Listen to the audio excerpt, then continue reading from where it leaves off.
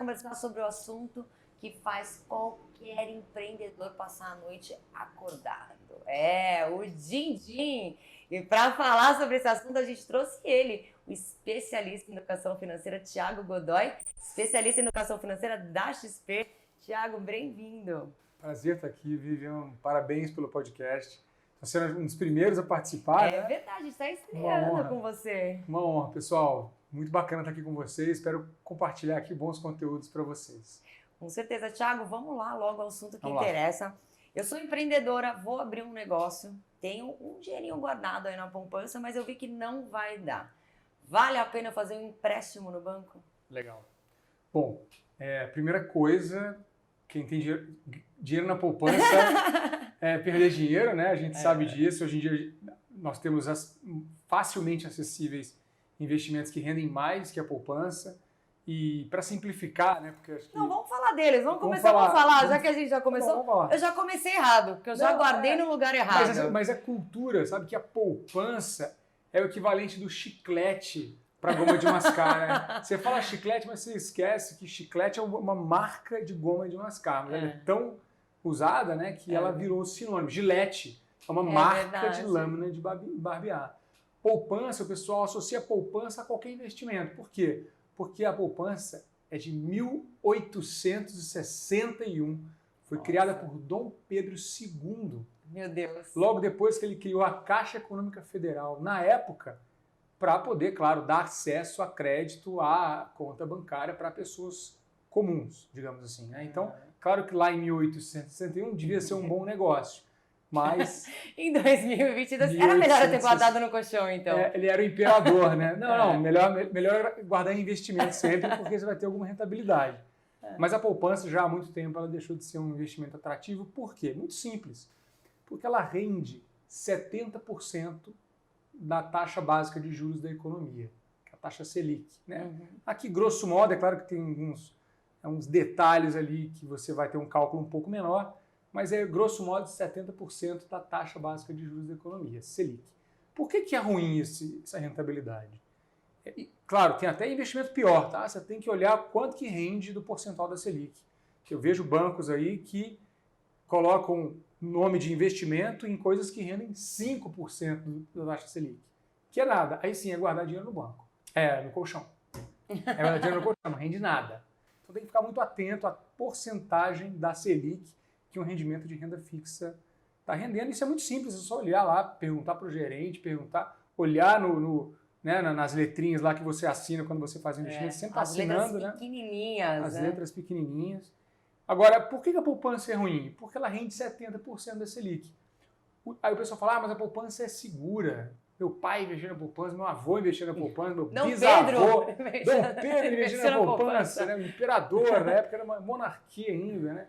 Imagina, gente, existia escravidão no Brasil. Escravidão que retrógrado, legal, né? Então, legalmente existia escravidão, né?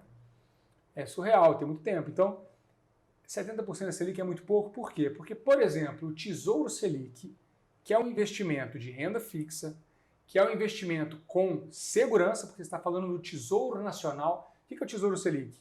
É um investimento do Programa Tesouro Direto, que é uma associação entre a B3, que é a Bolsa de Valores de São Paulo, que é a Bolsa brasileira, né? E o Tesouro Nacional, que é o caixa forte do governo. E se você disser assim, mas é mais seguro que a poupança, tenha certeza de que se o caixa forte, o Tesouro Nacional quebra, todo mundo já quebrou antes, tá? É o caixa forte, é o investimento mais seguro que a gente tem, porque você está falando em todo, né, o ecossistema, e ele rende quanto? 100% da Selic, ele rende exatamente a taxa Selic, que significa 30% a mais, né? 30% acima. Então, um pouco valor durante pouco tempo não faz muita diferença, é 2, 3, 5 reais, 10 reais. Mas um dinheiro que vai crescendo durante muito tempo, com a ação dos juros compostos, é um juros em cima do outro. Faz muita diferença. Então... Quanto tempo é legal deixar investindo? No mínimo. Porque tem gente que é apressado para tirar investimento. Vou deixar 6 meses, preciso de um dinheirinho, vou gastar, vou para Maldivas já vou abrir minha loja. Aí essa pergunta conecta com a ideia do que você falou na primeira pergunta, né? o investimento, qualquer um que ele seja, ele vai estar atrelado a um objetivo, Final. certo? E a um perfil. Né? E a um objetivo, a um perfil e a um prazo. 3 coisas. Uhum. Qual o objetivo que eu tenho com esse investimento? Isso já, consequentemente, já dá uma ideia de prazo. Quero viajar para Maldivas. Tá bom, quando? Daqui a 5 anos. Ok, então você tem que pensar em 5 anos. Quando você fala em 5 anos, existem investimentos que têm uma data de vencimento em 5 anos. Ou seja, ele abre hoje, abre um certo período para você investir, ele tem uma data de vencimento em 5 anos. Provavelmente esse investimento que tem uma data de vencimento lá na frente vai render mais, porque você está... É a mesma coisa de você me emprestar um dinheiro e a gente marcar que só daqui a 5 anos que eu vou resgatar, que você vai resgatar. Logo, eu vou te pagar um prêmio maior por isso, porque você está prendendo o teu dinheiro, você está deixando de usar o seu dinheiro comigo. Então isso acarreta em um juros maior. Quanto mais prazo tiver o investimento, mais ele vai render, a taxa dele tende a ser maior. Então é muito melhor você fazer um investimento a longo prazo, sempre. Para objetivos de longo prazo, o que é legal? É você ter objetivos de curto prazo, ter objetivos de médio prazo e ter objetivos de longo prazo. E aí você vai jogar nessas caixinhas, nesses tipos de investimento. Coisas, por exemplo, a gente fala, inclusive para o empreendedor é muito importante. Você tem uma reserva de emergência, que eu chamo de reserva da paz, porque isso compra a paz e a paz não tem preço. Então, compra paz, compra sono. Compra muito, exatamente, compra saúde. Saúde. Opa. E essa reserva da paz, da emergência, para que serve? Para quando acontecer alguma emergência. E as emergências acontecem, né? Os imprevistos acontecem, mesmo a gente não querendo que eles aconteçam. E eles acontecem justamente quando a gente não sabe quando eles vão acontecer. Então não dá para saber o prazo. Não dá para eu saber quando vai acontecer uma emergência. Então eu tenho que ter um investimento que tenha liquidez. O que é liquidez? Liquidez, basicamente, é a possibilidade, a velocidade com que eu tiro o investimento e transformo ele em dinheiro no meu bolso. Você consegue resgatar rapidinho. Resgatar. Um investimento com liquidez, você vai resgatar, ele vai vir para sua conta no mesmo dia ou no dia seguinte. O Tesouro tem liquidez? O Tesouro tem liquidez e rentabilidade diária. Vou explicar. Liquidez diária, você saca, ele vira dinheiro no seu bolso e ele tem rentabilidade diária. Então ele vai render, por exemplo, 100% da Selic, que é anual, está em 13,75% ao ano. Ele vai render um pedacinho desse percentual dia após dia. Todo dia. Então, se eu tirar ele hoje, ele rendeu até o dia de hoje. E assim sucessivamente. A poupança não. A poupança rende só de 30 em 30 dias o acumulado do que a gente chama de aniversário da poupança. Então, se eu tirar no 29º dia, eu perdi o mês inteiro, porque ela não vai me rentabilizar o mês inteiro. Entende? Nossa, eu tô muito retrógrada, então. E ela guardando dinheiro na poupança. Porque tem investimentos com segurança, então segurança quanto ou mais, que tem uma rentabilidade melhor. E aí até para objetivos, por exemplo, quando você fala um pouco mais de prazo, uma vez que você tem essa reserva de emergência, a gente quebra o que eu chamo de arrebentação. Você quebra a arrebentação significa o quê? Você tem uma grana para te aparar se você tiver algum imprevisto. Puxa, vendi esse mês, tive um problema... Até a própria pandemia foi um exemplo disso, né? Muito. Pegou todo mundo aí, imprevisto e tanto. O tempo inteiro, e a gente viu as pessoas, inclusive, entendendo pela primeira vez a importância da educação financeira. Né? Então, você tem passou essa arrebentação, você tem 6 meses do seu custo de vida, se for para a pessoa, ou do custo da sua empresa para para você manter esse custo rodando, para não precisar fazer um empréstimo, para não precisar vender alguma coisa, para não precisar se desfazer de algum bem. Você tem um valor ali que vai conseguir te manter. A gente fala no mínimo 6 meses. O ideal é 1 ano, tá? 1 ano. Mas 6 meses já começa a ficar bom, porque, poxa, tive um imprevisto, vou recorrer à minha reserva, que é meu fundo, a minha reserva da paz, vou tirar ali para cobrir esse imprevisto, depois eu vou trabalhar para voltar, porque ela sempre se mantém. Você sempre cheia. É bom deixar uma coisinha na reserva da paz? 6 meses do seu custo de vida. Ou do seu custo da sua empresa. 6 meses. Minha empresa custa para rodar, para eu manter aluguel, para eu manter a luz, as minhas contas da minha empresa ou da minha casa também, finanças pessoais, serve a mesma coisa. Custa, sei lá, 5 mil por mês. Então você tem que se preparar ao longo do tempo, é claro que não é de um dia para o outro, para poder ter 5 vezes 6, 30 mil reais investido em Tesouro Selic, que é o mais simples, ou um CDB também com liquidez diária e rendendo 100% do CDI, dá igual, porque é o mesmo tipo de produto financeiro, né? Tem rentabilidade diária, tem liquidez e rende 100% Qual é da os juros Selic. do CDB? Então, se ele for 100% da Selic, ele vai render a Selic.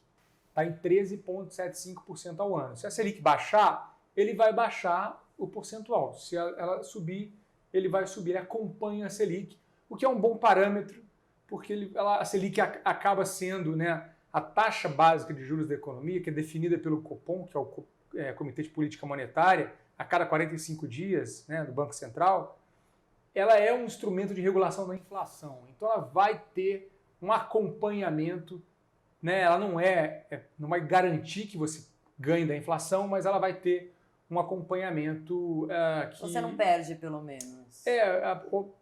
Talvez você vai ter um juro real, que é a diferença entre a inflação que você ganha, menor, mas ela já é um bom parâmetro. Quando você fala de prazo maior, então você tem lá, fez a reserva de emergência, reservou aqui, está na paz, beleza? Fez aqui. Passou a arrebentação, você começa a pensar em prazos maiores. Poxa, eu quero fazer um investimento para minha empresa daqui a 5 anos, daqui a 3 anos. Eu quero fazer uma viagem com a minha família também, né, para o empreendedor aí, mas para o lazer, daqui a 3 anos, daqui a 5 anos.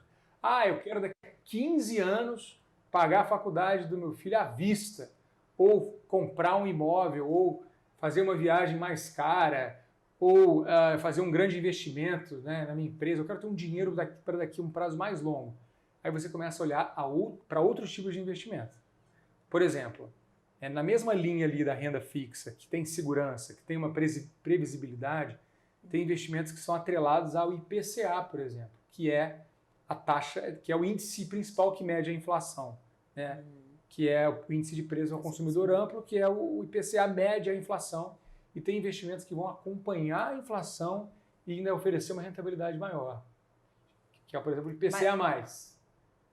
Mas ele é um pouco de risco ainda, porque a nossa inflação não é 100%, não é uma linha reta, né? Ele só tem risco, muito, muito claro isso, pessoal, só tem risco se você fizer esse investimento e você retirar antes do prazo de vencimento, tá? Esse tem um tempo mínimo. Ele tem um prazo de vencimento. Por exemplo, você vai comprar um Tesouro IPCA 2035. Significa que ele vai vencer em 2035, daqui a 13 anos. E ele vai te prometer IPCA, independentemente de quanto que seja a inflação, ela vai existir, né? Período de deflação é muito pouquinho, muito pouco tempo, então na prática sempre vai ter inflação. Pequenas, né? Não computa negativo durante um ano. Então, ela vai ter uma inflação e ele vai te pagar mais um percentual. Então, tem IPCA mais 5%, por exemplo. Você vai ganhar inflação mais 5% todo ano. A inflação foi 10%, você vai ganhar 10 mais 5%, 15%. É um bom investimento, hein? É um baita investimento. Só que a pressa, por isso você tem que ter a reserva de emergência, porque se você precisar desse dinheiro aqui e retirar, você vai estar sujeito ao que a gente chama de marcação a mercado. O que significa isso? Ai, meu Deus. É bem Gente, simples. olha, eu vou sair daqui e vou rever todos bem os meus simples. investimentos. É bem hein? simples, tá? Quando você pega, vamos supor que esse aqui é o Tesouro IPCA, você vai lá e comprou. Aí eu comprei de você o Tesouro IPCA, você me vendeu o Tesouro IPCA, um título, tá? Comprei 10 mil reais. E o vencimento dele é 2035. Tem antes, tá? Tem 2021. Tem vários Mas períodos. é de longo prazo, né? Pelo menos 5 anos. Tá. Aí costuma ser um prazo bom. Vamos então trabalhar com 2035. Eu comprei em 2035. O que acontece? Você está me prometendo aqui no contrato que em 2035 você vai me devolver o meu investimento com 10 IPCA mais 5%. Mais esse 5 aqui, ó. Mais 5%. Você vai prometer inflação. Então a inflação foi vindo e você foi pagando. Chegou lá na frente, eu resgato ele completo, certo? Só que o tesourinho IPCA, ele não vai ficar guardadinho lá no cantinho, esperando 2035 chegar, não. Ele vai ser negociado no mercado. Eu comprei, certo? Você me prometeu. Só que você vai pegar ele e o título, ele é comprado e vendido no mercado. Na bolsa. De acordo com como está. Sendo comprado no mercado secundário, que a gente chama, que é venda, compra e venda de títulos públicos. Então ele vai estar sendo vendido, tem demanda de compra e venda desse título. O que pode acontecer? Ele pode estar mais barato do que eu paguei quando eu for vender. Eu comprei, certo? É um título. Se eu tirar no prazo, ele vem. Se chegar no meio do caminho, 2027, ele está lá ainda sendo negociado. Só que se eu precisar do dinheiro e for vender, eu posso perder dinheiro, porque eu posso vender ele por um preço mais barato do que eu paguei. Porque a inflação Simples não acabou assim. naquele ano. Não é inflação. Não é inflação. Não necessariamente. Tem vários fatores. Mas ele não valorizou e ele está sendo vendido mais barato. Exato. Que é o grande corre da bolsa de valores. É por isso que os caras são estressados. Vende! Compra! Eu já vi em filme, sei como é que é. Basicamente isso. Claro, tem outros fatores, mas basicamente é isso. Ele está sendo negociado num valor menor e pode também estar sendo negociado num valor maior. Tá? Tem gente que sabe fazer esse tipo de compra e venda em renda fixa e consegue comprar um título desse na alta e ganhar dinheiro com... Já é um título que você tem que acompanhar mais, né? Ou um especialista para acompanhar para você. Se você quiser comprar e vender ele antes do tempo, sim. Se você deixar ele lá, tá tranquilo. É só você esperar, só você ter paciência e esperar. Voltando na pergunta que você falou lá no começo. Quanto tempo ficar investido o dinheiro? Já falei que é sobre o prazo. Para o empreendedor, o que é o mais importante? Qual que é o plano de negócio que ele está olhando para o negócio dele? É claro que o mercado muda, a demanda muda, ele muda, vários imprevistos acontecem, várias coisas positivas acontecem, mas também coisas inesperadas e negativas. Não tem como fazer um plano e seguir ele à risca. A gente não é uma planilha de Excel. Não é uma linha reta. Não tem como. Não tem jeito. A gente vai ter que ajustar o plano. A sabedoria é justamente ter flexibilidade e velocidade para ajustar esse plano, né? Só que, então não dá para você também ficar ali, não está dando certo, e se desesperar. Você tem que ter controle emocional e replanejar tudo. Só que ter o norte, ter essa visão de para onde eu quero ir, dá essa noção de investimento. Poxa, legal, lucrei. Quanto que eu lucrei? Isso. Vou pegar esse lucro todo e esse é um grande erro dos empreendedores que eu vejo iniciantes. Nossa, tive um lucrão esse mês. Puxa tudo do lucro para o bolso, vai para a conta corrente, vai viajar com a família, compra um carro novo. Pior erro que existe. Misturar a tua vida financeira pessoal com a sua vida financeira. Nossa, eu ia fazer a pergunta.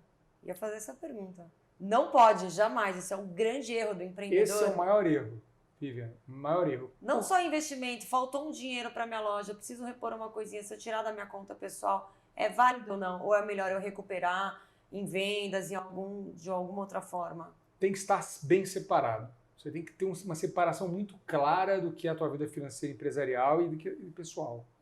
Uma empresa, ela precisa se pagar sozinha, ela tem que ter dinheiro para se reinvestir, para ela crescer. Ela tem que ter uma reserva para imprevistos, ela tem que ter um fluxo de caixa saudável. Você tem que ter como empreendedor um prolabore que no começo tem que ser o mínimo do mínimo do mínimo possível, porque você precisa ter folga de caixa, que é o mais difícil. Fluxo de caixa. O que acontece muito? Nossa, deu um mês bom, vendi, peguei, comprei um carro, vou viajar. Aí o mês que deu ruim, nossa, vou cobrir, deu custo aqui, peço empréstimo para poder cobrir custo. Ferrou. Pessoal, sempre, sempre, sempre o empréstimo, por melhor que ele seja, ele vai ser mais caro do que a rentabilidade do seu investimento. Não tem investimento, a não ser um operador de bolsa que vive disso, né, que vai ser rentável tanto quanto o empréstimo. Posso pedir empréstimo para pagar dívida? Quanto é os juros de um empréstimo? Porque você paga quase o dobro depois, né? No mínimo metade. Depende muito. O empréstimo para a empresa também vai variar bastante do histórico. Vamos falar no caso do microempreendedor individual. Tem uma microempresa individual, peguei ali sei lá, 10 mil reais, estou precisando cobrir um negócio da minha empresa e parcelei o pior de tudo, em 30 vezes, meu Deus. Ele vai pegar ali, assim, no mínimo, 3%, 4%, né, ao mês ali. Então, ao mês? Ele pode conseguir menos, tá? Pode chegar até 2%. Eu posso até olhar depois com mais... Mas, assim, não é um crédito barato. Então, ele vai... E a Selic, por exemplo, rende 13,75% ao ano. Não tem empréstimo que vai te cobrar 13,75% ao ano. Não tem. Você vai sempre pagar muito mais do que isso. Né? 30, 40... 30 é muito barato ainda, né? Mas assim, o crédito ele vai sempre superar... Porque, claro, o banco, né, a instituição, ela ganha dinheiro justamente nesse... É assim que as instituições financeiras ganham dinheiro, né? A diferença entre o que ela te paga do seu dinheiro que você investe comigo e o que eu cobro do outro para emprestar dinheiro para ele. Isso é muito ruim, né, Thiago? Muitas pessoas acabam sofrendo com esse empréstimo depois, né? Porque vira uma bola de neve. Vira uma bola de neve porque você tem que se planejar. O empréstimo, assim, eu não estou demonizando o empréstimo aqui não, porque a gente vive de crédito, né? O crédito Dá ele é gerente muito... cancelar o empréstimo que eu ia pedir. O crédito é muito importante. O crédito é muito importante quando você sabe usar o crédito, né? Quando você vai fazer um empréstimo para um investimento na sua empresa de um dinheiro que você não tem e não teria forma de conseguir a não ser empréstimo, pode ser um grande investimento. Por exemplo, eu vou comprar uma máquina, né? Eu tenho uma empresa de camisa, que faz silk em camisa. Vou comprar uma outra máquina e vou produzir o dobro. Eu peguei um empréstimo, aí você tem que fazer o plano. Tá bom, eu consigo imprimir 500 camisas em um dia com essa máquina. Eu vendo essa camisa por R$20, eu lucro R$10 em cada camisa. Faz a conta de quanto que vai dar a previsibilidade desse... Porque o lucro que pode te dar um investimento numa máquina dessa, facilmente pode pagar esse empréstimo. Essa é a lógica, né? Então, é claro, eu quero comprar uma máquina, quero comprar um equipamento, quero fazer um investimento no meu negócio com a expectativa, com a previsão de que isso vai voltar para mim um valor muito maior que o empréstimo. O empréstimo fica suave, eu estou pagando ele com o lucro do que eu estou recebendo a mais. Grande erro dos empreendedores hoje em dia, o que você vê que as pessoas têm maior dificuldade em educação financeira? Agora é um tema que muitas pessoas têm falado, tanto na vida pessoal, quanto na vida empresarial. Não sei se foi a pandemia, não sei se as pessoas ficaram devendo muito, mas as pessoas estão tentando se organizar mais. Qual é o grande erro do brasileiro na vida financeira? Eu acho que o grande erro é a ganância. É você querer dar um passo maior que a sua perna, como diz meu avô dizia. Porque essa ganância, ela vai entrar em outros erros. E ganância não é ambição. Ambição é muito importante. Mas a ganância é quando você acredita que tem soluções simples para problemas complexos. Soluções mágicas e que vão acontecer porque você quer dar um grande salto. Tem que planejar. E a ganância leva à pressa, à impaciência, né? Que a falta de paciência é um grande erro. E eu vejo que muitas vezes essa falta de paciência vem da ganância de querer muito rápido um resultado. Então, em negócios... Não é rápido, né, Thiago? Tudo tem um planejamento, tudo tem um tempo certo para acontecer. É um investimento, né? Mesmo até um negócio, é uma resiliência, né? Vai crescendo pouco a pouco. Exato. E eu falando do contraponto a isso, o grande sucesso está nessa consistência e na paciência. Eu vou fazer investimentos durante a minha vida pessoal e empresarial, vou planejar meu crescimento, mas vou planejar um crescimento sustentável, tanto na empresa quanto na vida pessoal. Eu não vou, minha empresa cresceu, dobrou de tamanho, vou dobrar os custos, vou mudar para uma casa o dobro mais cara, vou comprar um carro o dobro de caro, né, para mostrar para minha família que eu estou próspero, que eu estou bem, vou comprar um carro importado. É ganância, né? Isso é ganância. E não tem fim. Você começa... E assim, né? Quando você vai crescendo, eu chamo de armadilha do padrão de vida isso. Quando você começa estagiário, você vai de ônibus para o estágio. Depois você começa a ganhar, você vai efetivado, ganha um salário, aí compra um carrinho popular. Você começa a ganhar um salário, ganha bem, ganha 3 vezes mais. Passa alguns anos, você se destacou, vira gerente, aí você começa a ganhar 5 vezes mais. Aí você sai de um carro popular, você vai comprar já um carro de top de linha. Legal, beleza, passou para diretor, agora eu quero um carro importado, eu quero um carraço. E até onde vai isso? Aí sempre vai ter alguém acima de você.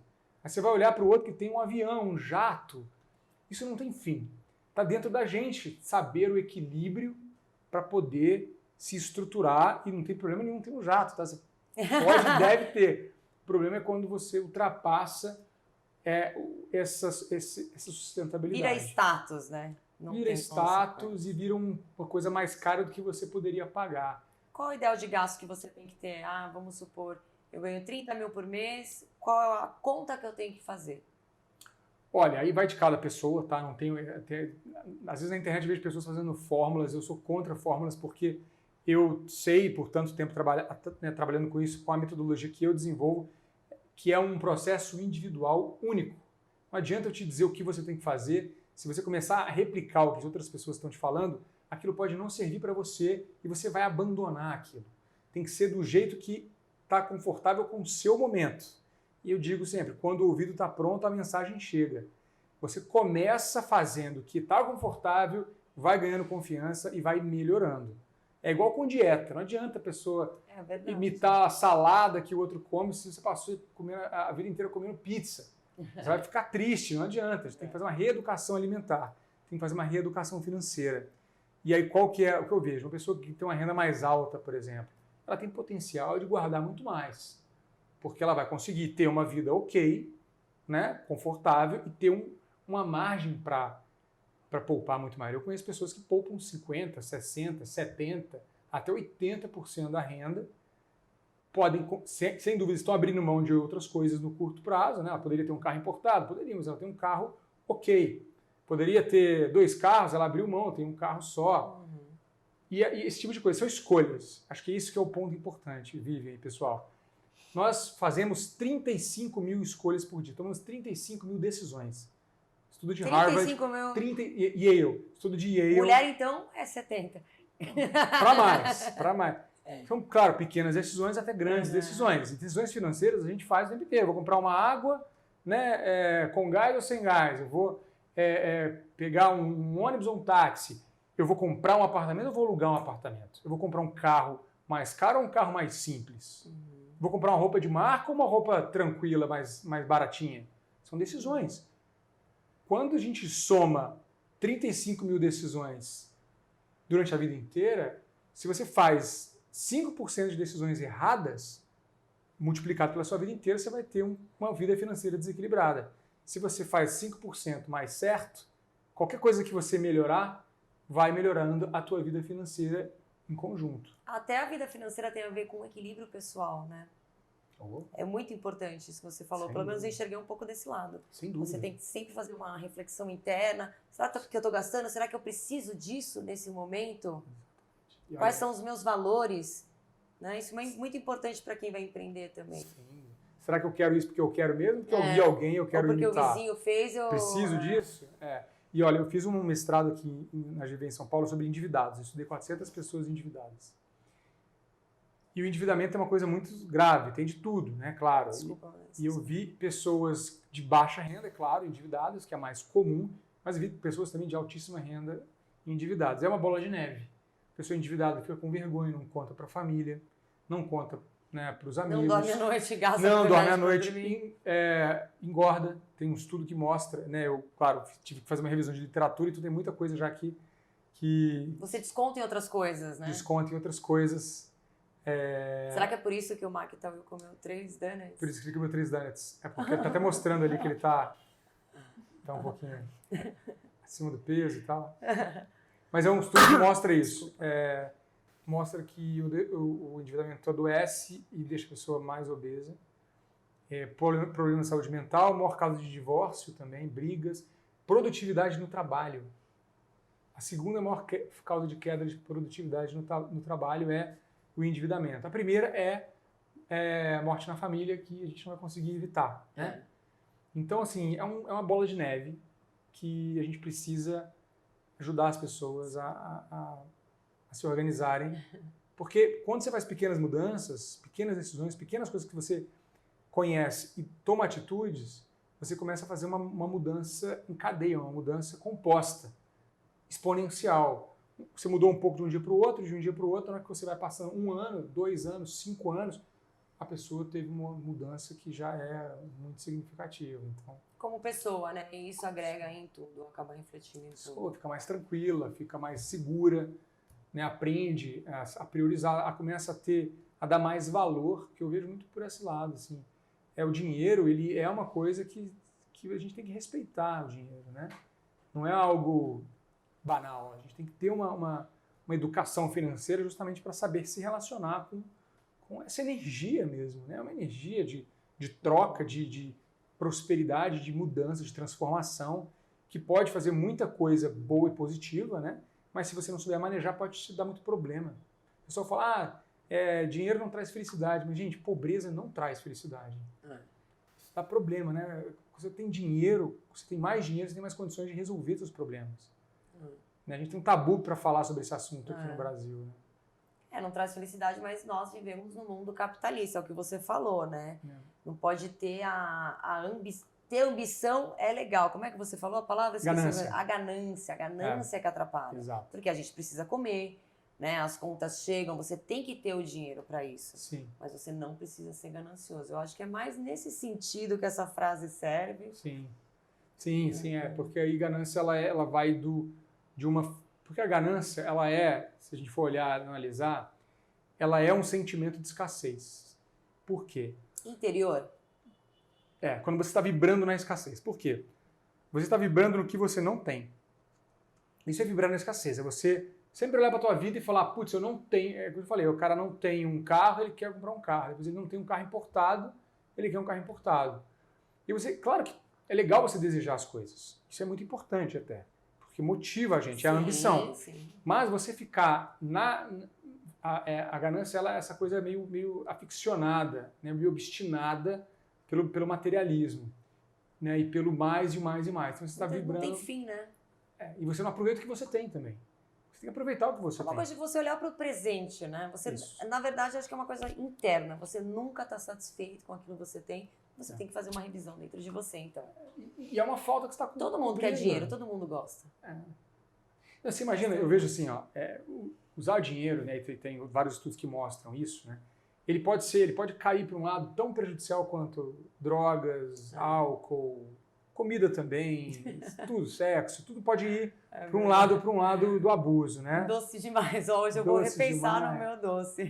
Equilíbrio. Tudo é bom, tudo é bom ser feito com equilíbrio, né? E bem feito. Acho que tem uma coisa interessante nisso, que o dinheiro ele vai te trazer esse lado de desequilíbrio quando você começa a olhar essa falta. E aí, por exemplo, eu vejo pessoas que vão passear no shopping. Não vão passear no shopping. Isso é um engano danado, porque você vai lá... Sabe que eu detesto passear no shopping, né? Porque se eu não for comprar, eu já não vou no Você está procurando um motivo para poder gastar dinheiro, né? Você não vai resistir. Você não vai resistir. Porque tem uma falta em você. Então eu prefiro passear no parque, porque ali o máximo que acontecer eu comprar uma pipoca, entendeu? Uma água de coco, vai ser baratinho ali, R$5 a água de coco, e tá tudo certo. Porque quando a gente planeja a nossa vida financeira, minimamente, tá? Não tem que ser nada... Eu não sou a pessoa mais certinho com isso, eu acho que não é assim que funciona. Mas eu tenho meus tetos, entendeu? Eu tenho meus tetos. Eu falo assim, poxa, eu vou gastar mais ou menos X com o mercado. E é isso. Pode passar um pouquinho para lá, um pouquinho para menos, eu sei mais ou menos quanto eu vou gastar de mercado. Eu já coloco isso. Vou comprar uma roupa, eu não fico andando para comprar roupa. Eu já sei que eu vou gastar, vou gastar no máximo isso aqui de roupa, entendeu? Comprar 3 camisas que estou precisando, 2 bermudas, e é isso. Eu tenho uma previsibilidade com o meu dinheiro. Pode ser que não funcione com outras pessoas, não falando que essa forma é a melhor forma de fazer, mas essa forma funciona para muita gente que eu, inclusive, treino aí nesses cursos todos que eu faço. Com a empresa é a mesma coisa, só que a empresa tem que ser muito mais rigoroso ainda, porque você está falando de uma coisa muito racional, que é um processo de crescimento. Você não quer ter uma empresa para ficar tirando o mesmo valor sempre dela, você quer crescer ela pelo menos um pouco, né, ano a ano. Então, tem que planejar quanto que eu vou, por exemplo, comprar de matéria-prima para minha empresa. Você tem que ter um valor, tem que ter um preço. Se você ficar aleatório comprando matéria-prima de fornecedores diferentes e sem previsibilidade, a chance do fornecedor te aumentar o preço, você comprar em valores diferentes, é muito alta, você vai perder, você vai ter problema no seu fluxo de caixa, você vai ter problema na sua margem de lucro. Então, e você tem pessoas também na empresa que dependem de você, né? Opa, tem muito. E tudo isso é muito sério. Então, a gente tem que ter um mínimo de previsibilidade, de ter essa paciência para poder a empresa sempre crescer antes de você. Empreendedor, que legal que está bem sucedido, está crescendo, que ótimo. Mas espera um pouquinho a vontade de usufruir disso. Sai dando churrasco em casa, né? Churrasco. Fazer aquela piscina. Faz aquele churrasco só pra família Pra mais família, próxima. Não faz pros amigos ainda, não. Thiago, nosso papo foi muito bom. A gente vai ter que marcar uma outra entrevista. Não vai ter jeito, você não vai escapar aqui do Pode Mais de novo, viu? Um prazerzão, eu venho sempre. Agora, só pra gente finalizar, qual é a grande dica de ouro que você dá em educação financeira? A dica de ouro em educação financeira é você usar seu tempo para aprender e aprender sobre você, principalmente. A parte técnica você vai conseguir chegar, ela tá lá esperando, não tem problema, não tem nenhuma ciência de foguete ali. Mas se você não sabe antes para onde você quer ir, quem é você, o que você quer com a tua vida, o técnico não vai adiantar em nada, porque você vai estar trilhando um caminho que não está na direção certa. Muito bom. Ser empreendedor é? Ser empreendedor é ter coragem e força. Pode mais, é? Pode mais? Pode mais pode tudo. Muito bom, Thiago. Muito obrigada, viu? Foi um prazer ter você aqui nessa estreia. Tá vendo, né, como é que vai ser o nosso Pode Mais. Tchau. Tchau, tchau.